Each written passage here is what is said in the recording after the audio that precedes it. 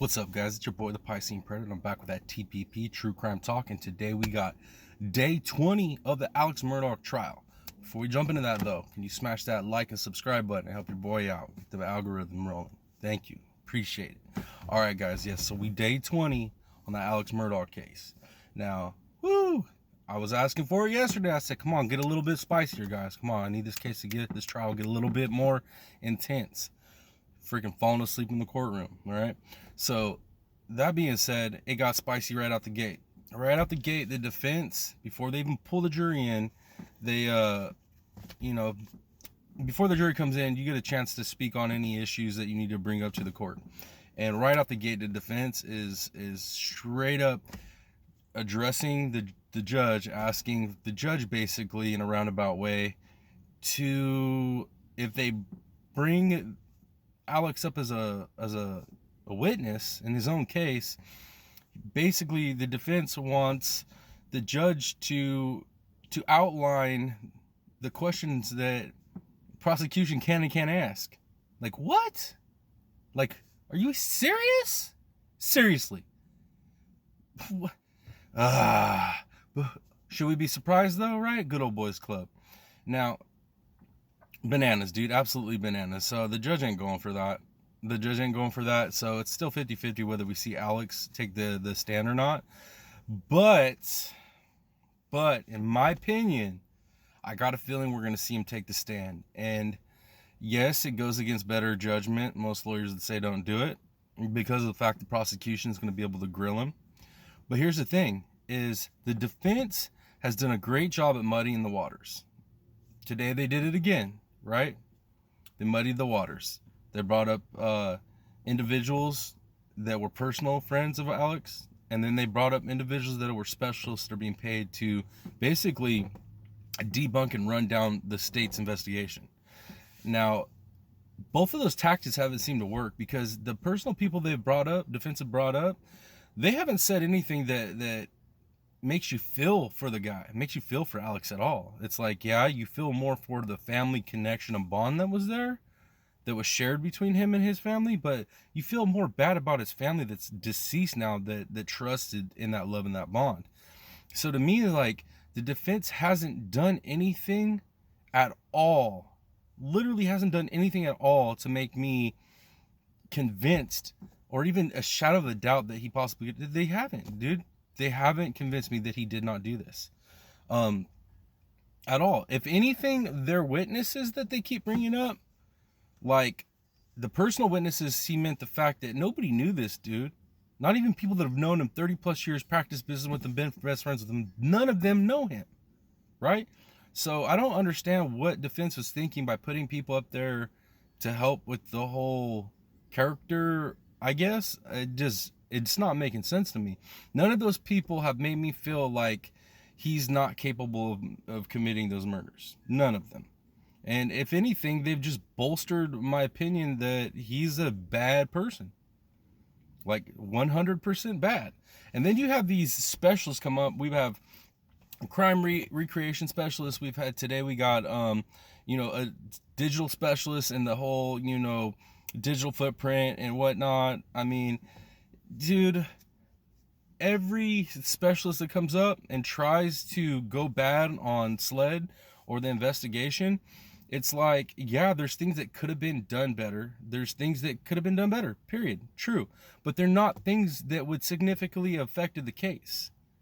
And that's the thing, is like, defense is doing a good job of trying to confuse the jury by bringing in these specialists and having them talk about these little things that were done wrong that really, in the big scheme of things, does not excuse the fact that Alex Murdaugh has lied across the board and manipulated things, right?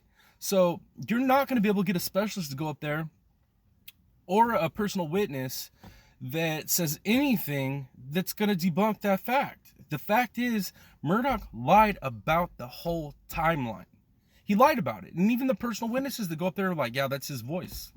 That's his voice. If they're asked that's his voice on that kennel video, that's his voice. Plain and simple. So I don't know what the defense is doing.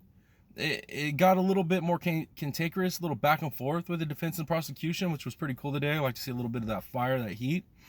But all in all, dude, that defense, it just isn't doing it. It isn't doing it. 100% isn't doing it. There's nothing that they've brought to light that would make me feel like the investigation was done wrong to the point where they didn't find other people that did it. Like, there's no evidence of anybody being there. The only evidence that's missing, right, isn't these speculations from these specialists that the defense has brought up at all. No. There's nothing that they brought up where evidence is missing, where they could prove that something was done wrong that would even affect anything. No, the evidence that's missing are the guns, are the clothes. Explain that. Explain that, specialists. Where are his clothes that he was wearing before the murders? Where are the missing firearms? Where? No specialist, no witness, no nothing has got up there for the defense and has been able to give those answers. And those are the answers that are needed, right? So the only way to to even start causing kind of some doubt in my head is like, explain to me where those clothes went. Explain to me where those guns went. Explain to me why he said the things that he said to both the caretaker and his quote unquote friend / housekeeper, right? Like, it doesn't make sense. It doesn't make sense at all. And then the fact that after all this stuff went down, he wasn't committed on finding the murderers. He was committed on clearing his dead son's name, which to me feels like more or less, now I'm starting to realize that this isn't just a sympathy thing, like he was killing them to take the heat off of him. He was killing them to help protect his dynasty, because he thought with those two people, the people that were his loose ends, his wife that could obviously leave him in shambles and take whatever else he has left, and then his son who's caused all his problems, right? Get rid of them. It's a two-pronged thing. It's not just sympathy and misdirection, right? It's him trying to save his dynasty, the legacy that his forefathers have built. That's what he was trying to save. All right, so that's what it is, dude. That's what it is. Looking back on it now, dude, the prosecution did a good job.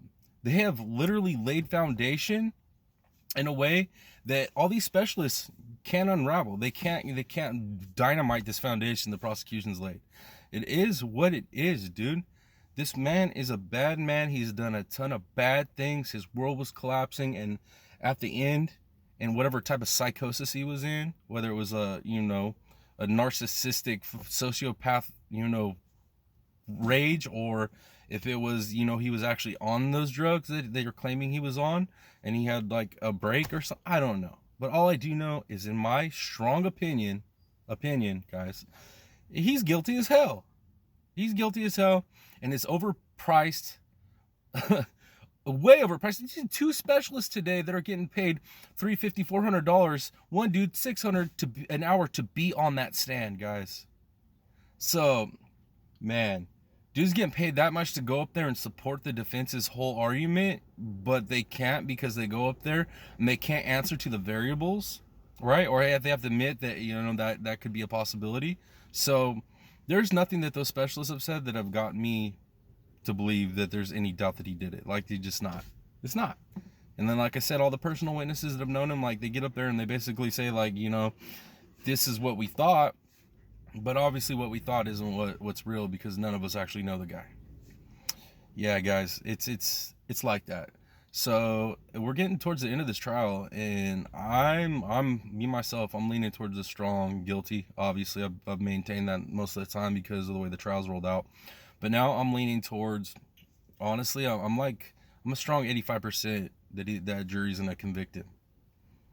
85%, baby. The rest, hung jury. I don't think anybody's gonna go for innocent. I don't know what jury you're watching if you think the dude's innocent. Like, the trial. I don't know what trial you're watching. I just don't. There's no way. No way. All right, guys. Well, that is the update on that Murdaugh trial, day 20 of the proceedings.